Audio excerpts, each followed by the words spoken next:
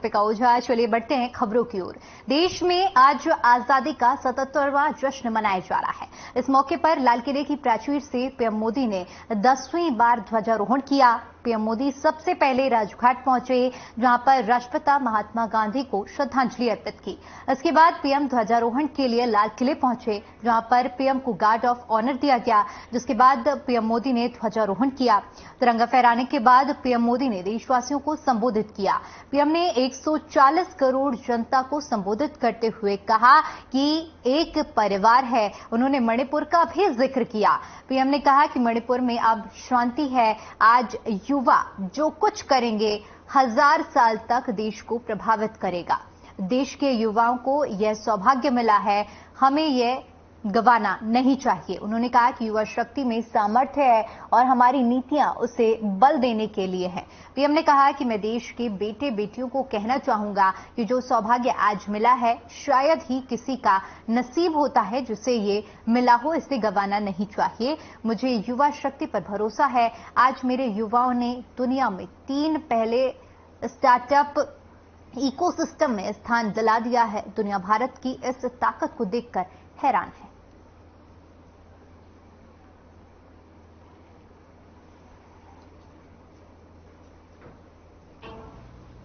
देश की आजादी के जंग में जिन जिन ने योगदान दिया है,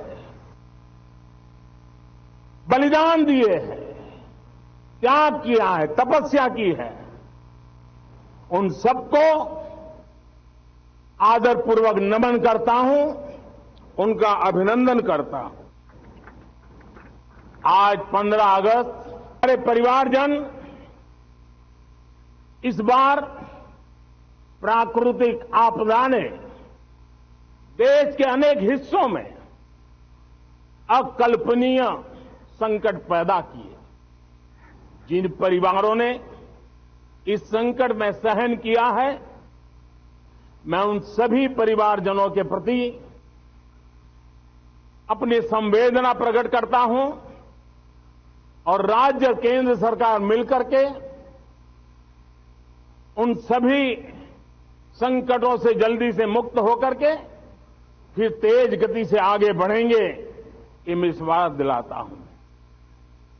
मेरे प्यारे परिवारजनों, पिछले कुछ सप्ताह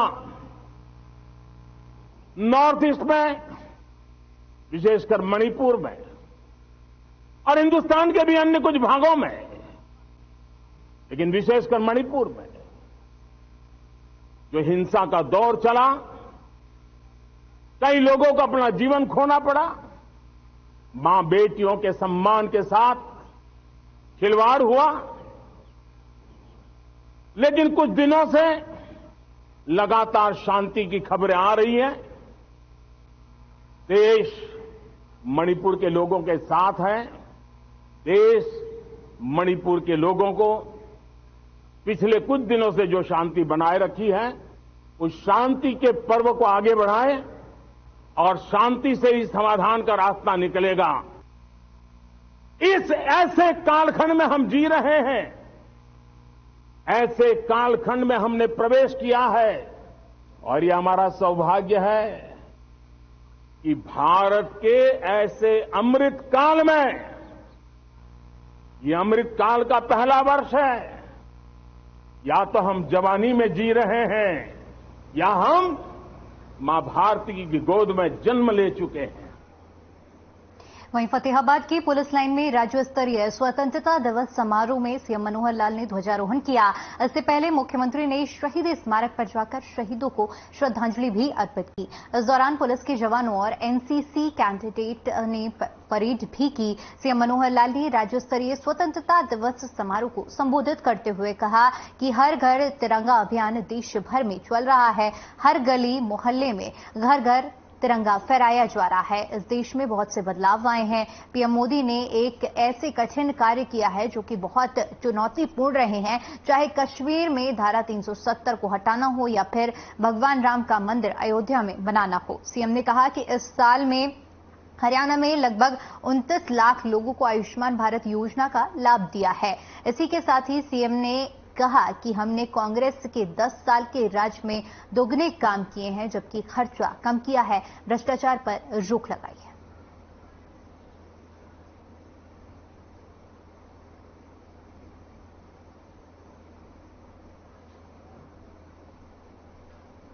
इस शुभ दिन के लिए मैं अपने महान स्वतंत्रता सेनानियों के प्रति कृतज्ञता व्यक्त करता हूं। मैं आजादी के लिए मर मिटने वाले ज्ञात अज्ञात शहीदों के प्रति भावभीनी श्रद्धांजलि अर्पित करता हूं। ऐसे जवान जो हरियाणा से भी संबंध रखते हैं, उनका विशेष योगदान निश्चित रूप से याद करने लायक है। में भी हरियाणा के जवानों ने अपना कर्तव्य करके दिखाया था, देश की आजादी के लिए अपना जीवन न्यौछावर किया था। आज आजादी पर मरने मिटने वाले ऐसे शहीदों के प्रति श्रद्धांजलि अर्पित करते हुए मैं राष्ट्रकवि रामधारी दिनकर की पंक्तियां आपके सामने प्रस्तुत करता हूं। जो अनगिनत लघु द्वीप हमारे तूफानों में एक किनारे, जल जलाकर बुझ गए किसी दिन, मांगा नहीं स्नेह मुंह खोल, कलम आज उनकी जय बोल, कलम आज उनकी जय बोल। प्रिय प्रदेशवासियों, आजादी का ये पावन पर्व जश्न मनाने जैसा है। निश्चित रूप से हम वर्षों से जश्न मना रहे हैं, लेकिन इसके साथ एक बात भी हमको ध्यान रखनी चाहिए कि आजादी के पूर्व देश का विभाजन हुआ। उस दिन को याद करने का पहले किसी भी सरकार ने ऐसा सोचा नहीं। देश के प्रधानमंत्री ने 15 अगस्त 2021 को लाल किला की प्राचीर से ये आह्वान किया कि जो लोग देश को आजाद कराने में और इस देश के विभाजन के अवसर पर लाखों लोग शहीद हुए, उनकी स्मृति में हमें विभाजन विभीषिका दिवस 14 अगस्त को मनाना चाहिए। कल देश भर में इनको भी उस नाते से याद किया। मेरी माटी मेरा देश, इस प्रकार के कार्यक्रम के माध्यम से गांव-गांव में उन वीर जवानों को जिन्होंने शहादत दी, गौरव पट पर शिलालेख उनके नाम ये लिखे जा रहे हैं।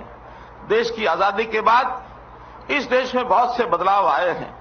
प्रधानमंत्री जी ने ऐसे कठिन कार्य जो करने बड़े चुनौतीपूर्ण थे, उनको एक चुटकी में करके दिखाया है।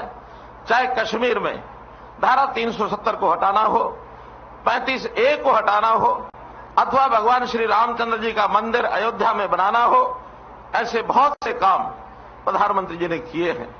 सैनिकों के हित में 1 रैंक 1 पेंशन, इसकी घोषणा की गई, जिससे सैनिकों का एक प्रकार से सम्मान और अधिक बढ़ा है।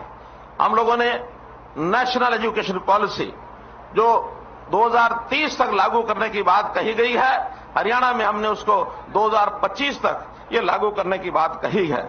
देश के प्रधानमंत्री जी के नेतृत्व में देश की सुरक्षा के नाते से कई और कदम उठाए गए हैं, चाहे उसमें सर्जिकल स्ट्राइक की बात करें और चाहे उसमें हमारे गांव की सुरक्षा की बात करें, चाहे समाज जीवन को स्वच्छ करने के नाते से नशा विरोधी इस प्रकार की मुहिम चलाने की बात की गई, और समाज में लिंग संतुलन की नाते से बेटी बचाओ बेटी पढ़ाओ का अभियान लागू किया गया। स्वच्छता ये अभियान भी देश में चलाया गया। देश की आजादी का अपना एक इतिहास हम सबको मालूम है। हम जानते हैं कि इस देश की आजादी ये हमें वास्तव में मिली नहीं है, ये हमारे जवानों ने एक प्रकार से अंग्रेज से ली है, अपनी शहादत देकर के ली है। इसलिए इस आजादी के लिए जो कुर्बानियां हुई, उस कुर्बानी का पहला जो अगर कोई उदाहरण मिलता है तो 18 मई 1957 अंबाला की धरती पर मिलता है। तो इसलिए हरियाणा का अपना एक योगदान, महत्वपूर्ण योगदान है। ऐसे शहीदों की याद में शहीदी स्मारक, एक बहुत बड़ा स्मृति स्मारक लगभग 25 एकड़ पर अंबाला छावनी में यह बनाया जा रहा है। हरियाणा के इस फतेहाबाद जिले के भी आसपास के लोगों का बहुत बड़ा योगदान रहा है। हमको मालूम है धांगड़ गांव के 14 ऐसे जवान इस स्वतंत्रता आंदोलन में अपने जीवन की उन्होंने आहुति दी है, तो उनको भी मैं विशेष तौर पर श्रद्धांजलि अर्पित करता हूं। आजादी के बाद भी हरियाणा का योगदान इस देश के विकास में अत्यधिक रहा है। चाहे यहां का किसान हो, चाहे यहां का जवान हो, हरियाणा की अपनी महत्वपूर्ण भूमिका रही है। देश की मात्र 2% आबादी हरियाणा की, 1.3% हमारा क्षेत्रफल, लेकिन जहां तक सेना की सेवा यानी देश की सेवा में सेना का प्रश्न है, इसमें हमारी 10% का योगदान ये हरियाणा ने दिया हुआ है। इसलिए मैं अपनी इस भूमि पर, हरियाणा की भूमि पर गर्व करता हूं। हमारी हरियाणा की भूमि एक गीता की भूमि है। कुरुक्षेत्र में महाभारत के समय भगवान कृष्ण ने जीवन जीने का सार इस प्रकार का गीता का संदेश दिया, और उसी के कारण से हरियाणा आज भी अपने सद्भाव, भाईचारा, शांति, प्रेम, प्यार, इसके लिए जाना जाता है। पिछले 9 वर्षों के कार्यकाल का मैं कहूं तो समाज एक स्वार्थपूर्ण वातावरण में यहां रह रहा है। हमने हरियाणा में एक ये नारा सन 2000 में दिया था कि हरियाणा के सब लोग भाईचारे से एक साथ मिलकर के रहेंगे। इसी प्रकार से हरियाणा के समाज के लोगों की सेवा करना ये मेरा धर्म है, और इस धर्म के नाते से बहुत से हमने काम ऐसे किए हैं जिन कामों को लेकर के आज इस समय पर आपको याद कराना आवश्यक है। बहुत से सिस्टमैटिक चेंजेस, व्यवस्था में बदलाव ये हमने किए हैं। व्यवस्था बदलाव को स्वीकार करना थोड़ा कठिन कार्य होता है, लेकिन फिर भी हरियाणा की जनता ने उसको स्वीकार किया है, और आज इस समय मैं दावा करता हूं कि हरियाणा की जनता को जो व्यवस्था में हमने बदलाव किए हैं उसका लाभ निरंतर वो आज प्राप्त कर रहे हैं। आज हमने पंडित दीनदयाल जी उपाध्याय के बताए रास्ते, अंत्योदय के भाव से हमने काम करना शुरू किया है। ये अंत्योदय के नाते से हम हर व्यक्ति को लाभ पहुंचाने का, खास करके गरीब आदमी को लाभ पहुंचाने का जो बीड़ा उठाया है, इसको पूरा कर रहे हैं।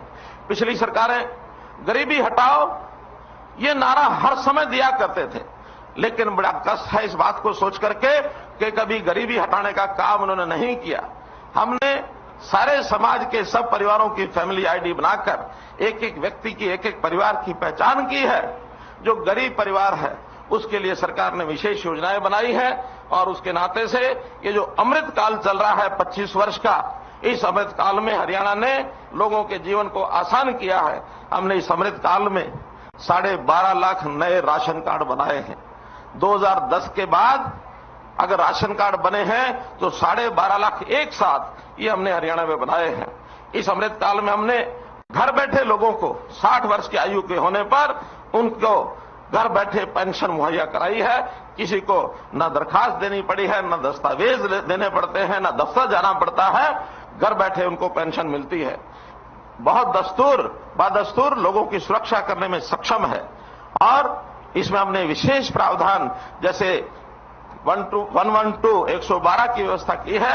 उसमें हमारी जो गाड़ियां किसी को संकट पड़ने पर अगर उसको एक पैनिक बटन दबा देता है तो एवरेज 10 मिनट के अंदर कोई भी पुलिस की गाड़ी उस टुकड़ी के साथ वहां पहुंच जाती है, उसकी सुरक्षा करती है। महिलाओं की सुरक्षा के लिए महिला थाना, और ऐसे ही साइबर क्राइम जो बढ़ गया है, हर थाने में हमने और साइबर डेस्क ये बना दिए हैं। कुछ जिलों में साइबर थाने ये भी बनाए गए हैं। पिछले दिनों में हरियाणा के एक क्षेत्र के अंदर साइबर क्राइम का बहुत बड़ा एक नेटवर्क जो बना हुआ था उसको हमने तोड़ा है। अब कोई भी इस प्रकार का अपराधी होता है, चाहे वो नशे में लिप्त है अथवा साइबर क्राइम है अथवा अन्य प्रकार का क्राइम करता है, उनकी प्रॉपर्टीज को कुरक करते हैं, और उनको कुरक करने के बाद उनको सबक सिखाया जाता है, उनको जेल के अंदर डाला जाता है, ताकि किसी भी क्राइम के ऊपर उनको जो है आगे बढ़ने का मौका न मिले।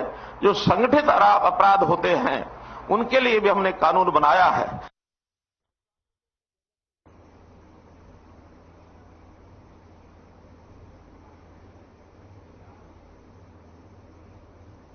वहीं रणदीप सुरजेवाला के राक्षस प्रवृत्ति वाले बयान पर सीएम मनोहर लाल ने पलटवार किया है। सीएम ने कहा कि मुझे लगता है कि ये भाषा असंसदीय है, इस पर हम जरूर संज्ञान लेंगे। राक्षस प्रवृत्ति के परिवार में जन्मा ये व्यक्ति ही सोच सकता है कि इस प्रकार का अभद्र भाषा बोलना, ये मैं समझता हूं असंसदीय भाषा है। निश्चित रूप से इसका हम संज्ञान लेंगे। देश 77वें स्वतंत्रता दिवस के जश्न में डूबा हुआ है। पीएम मोदी और सीएम मनोहर लाल समेत प्रदेश के मंत्रियों ने भी ध्वजारोहण किया। पलवल के नेताजी सुभाष चंद्र बोस स्टेडियम में केंद्रीय राज्य मंत्री कृष्णपाल गुर्जर ने ध्वजारोहण किया, जिसके बाद उन्होंने परेड का निरीक्षण भी किया। मंत्री कृष्णपाल गुर्जर ने कहा कि आज हर भारतवासी के लिए हर्षोल्लास का दिन है। आज हर गली, हर मोहल्ले में तिरंगा है, हर घर, हर दफ्तर में तिरंगा है, हर वाहन, हर हाथ में तिरंगा है। दूसरी तस्वीर कैथल से है, जहां पर हरियाणा सरकार में शहरी स्थानीय निकाय मंत्री डॉक्टर कमल गुप्ता ने ध्वजारोहण किया, तो वहीं झज्जर में हरियाणा सरकार में सामाजिक न्याय एवं अधिकारिता राज्य मंत्री ओपी यादव ने भी ध्वजारोहण किया। यमुनानगर में श्रम मंत्री अनूप धानक ने ध्वजारोहण कर परेड की सलामी ली और अपने संबोधन में मंत्री अनूप धानक ने कहा कि वे उन असंख्य शहीदों को नमन करते हैं जिनके बदौलत आज हम खुली हवा में सांस ले रहे हैं।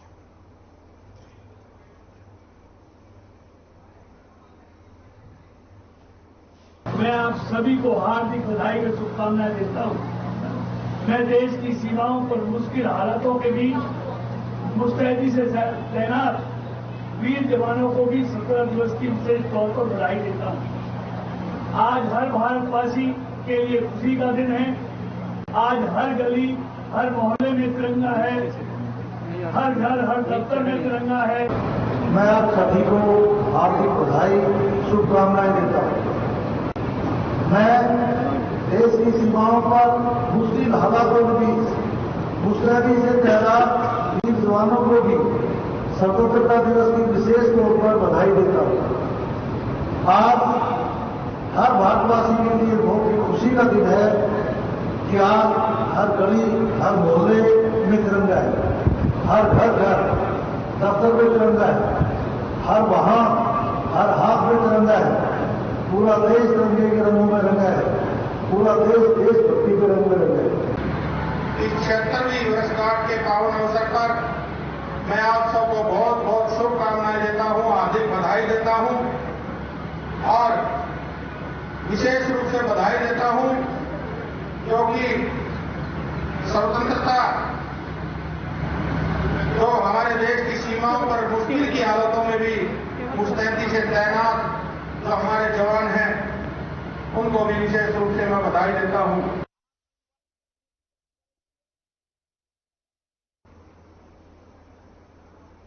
शहर दादरी नई अनाज मंडी में जिला स्तरीय स्वतंत्रता दिवस कार्यक्रम का आयोजन किया गया, जिसमें सांसद चौधरी धर्मवीर सिंह ने मुख्य अतिथि के रूप में शिरकत की। कार्यक्रम में पहुंचने पर जिला उपायुक्त प्रीति और एडीएम नवीन कुमार द्वारा जोरदार उनका स्वागत किया गया। सांसद चौधरी धर्मवीर ने ध्वजारोहण कर पुलिस जवानों की टुकड़ियों का निरीक्षण करते हुए मार्च पास्ट की सलामी ली। सांसद चौधरी धर्मवीर सिंह ने स्वतंत्रता सेनानी और शहीदों के परिजनों को शॉल उड़ाकर सम्मानित भी किया। कार्यक्रम में संबोधित करते हुए सांसद चौधरी धर्मवीर सिंह ने कहा कि देश को आजाद करवाने के लिए अनेक वीर शहीदों ने अपनी शहादत दी, जिसका बदला हम कभी नहीं चुका सकते।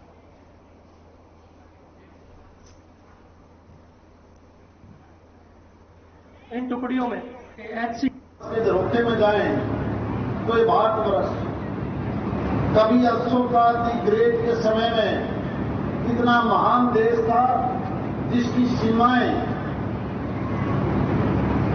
परमाविश्वास कल मेवाड़ बोलते हो, और अगर पश्चिम में जाएं तो अफगानिस्तान तक का ये भारत एक ऐसी जगह के ऊपर एशिया के अंदर जहां दो तरफ समुंदर, एक तरफ हिमालय, हमें हमारी सुरक्षा करता था, आज भी करता है। इससे पहले भी जिला के सैकड़ों की जवानों ने देश सन 1857 की क्रांति से पहले ही यहाँ के लोग अपनी आजादी को लेकर जागरूक थे।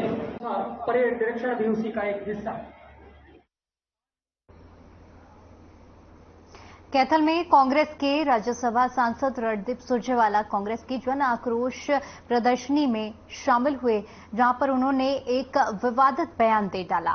उन्होंने कहा कि जो भी वोटर्स बीजेपी को वोट देता है या उसका समर्थक करता है वे राक्षस प्रवृत्ति का आदमी है। तो वहीं अब रणदीप सुरजेवाला के बयान पर सियासी घमासान शुरू हो चुका है। प्रदेश के डिप्टी सीएम दुष्यंत चौटाला ने इस बयान पर जवाब देते हुए कहा कि ये बयान सुरजेवाला की मानसिकता को दर्शाता है।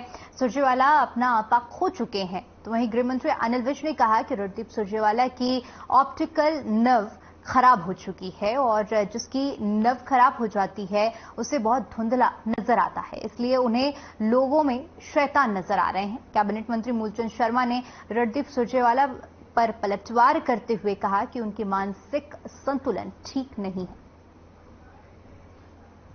मुझे लगता है कि कर्नाटका के बाद ज्यादा ही रामायण का पाठ पढ़ रहे हैं। राक्षस जैसी प्रवृत्ति के लोग वोटर्स को बोलना, ये उनकी मानसिकता को दर्शाती है कि वो व्यक्ति अपना आपा खो चुका है। हम तो वोटर को भगवान मानते हैं। वो इस देश को कैसे सही दिशा पर चलाया जाए उस बारे में सोचकर अपने मत का अधिकार का इस्तेमाल करता है। रणदीप सुरजेवाला की मुझको लगता है ऑप्टिकल नर्व खराब हो गई है। जिनकी ऑप्टिकल नर्व खराब हो जाती है उनको बहुत ही धुंधला नजर आता है, इसलिए उनको लोगों में शैतान नजर आ रहा है। ये लोग तो प्रजातंत्र के भगवान हैं, इनको इस प्रकार से कहना ये अच्छी मानसिकता है और उनको अपनी किसी अच्छे आई सर्जन से आंख ठीक करानी चाहिए। अगर कोई ना हो तो मैं बता सकता हूँ इनको के नाम जो इनको ठीक कर सकते। नहीं, कांग्रेस आज बौखलाट चुकी है। आज कांग्रेस का सबसे बुरी हालत है देश दुनिया में। आज कांग्रेस राज के लिए तड़फा रही है। इन्होंने 54 वर्ष देश में राज किया है और बिना पानी के जैसे मच्छी फड़फड़ाती है, ये हालत केंद्र प्रदेश में है। और जिस तरह का बयान दिया है कांग्रेस के बड़े नेता ने, इस तरह का बयान नहीं देना चाहिए। ये तो वो लोग बयान देते हैं जो सब कुछ संतुलन खो बैठते हैं। और मैं कहता हूं कि कांग्रेस में इस तरह के हालात देखिए, 84 के दंगे हुए थे, इनके समय में हुए थे। क्या हालत दिल्ली और हरियाणा, पंजाब, पूरे दुनिया में आकर ये राक्षस से कम तो नहीं। वहीं रणदीप सुरजेवाला द्वारा बीजेपी को श्राप देने वाले बयान पर राजनीति गर्मा गई है। लोकसभा सांसद नायब सैनी और हैफेड हरियाणा के चेयरमैन कैलाश भगत ने अपनी प्रतिक्रिया दी है। इस पर प्रतिक्रिया देते हुए सांसद नायब सैनी ने कहा कि कांग्रेस ने देश के सामने समस्याएं पैदा की हैं और कांग्रेस के लोग इसलिए इस तरह के श्राप देते रहते हैं ताकि लोग और देश तरक्की न करे और आगे न बढ़े। परंतु जब कांग्रेस के लोग इस तरह के श्राप देते हैं तो देश विकास की ऊंचाइयों को छूता है। रणदीप सुरजेवाला को यह भी समझना चाहिए कि कांग्रेस ने इस देश पर लंबे समय तक शासन किया है, देश में भ्रष्टाचार को चरम सीमा पर पहुंचाया है। देश की समस्याओं को जन्म देने का काम लंबे समय तक कांग्रेस ने किया है। हरियाणा हैफेड के चेयरमैन कैलाश भगत ने कहा कि यह रणदीप सुरजेवाला की बौखलाहट है।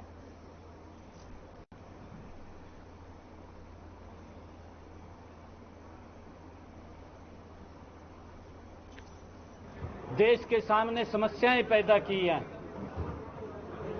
सुरजेवाला साहब बड़े सीनियर लीडर हैं और वो इस प्रकार का कांग्रेस के लोग श्राप देते रहते हैं कि देश विकास की गति को ऊपर आगे ना बढ़े। और जब कांग्रेस के लोग इस प्रकार का श्राप देते हैं तो देश विकास की ऊंचाइयों को छूता है।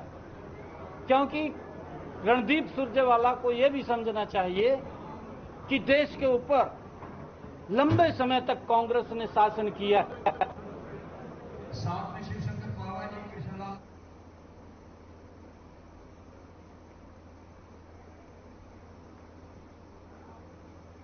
चलिए फिलहाल के लिए इस बुलेटिन में इतना ही। बाकी तमाम बड़ी खबरों के लिए बने रहिए हमारे साथ। नमस्कार।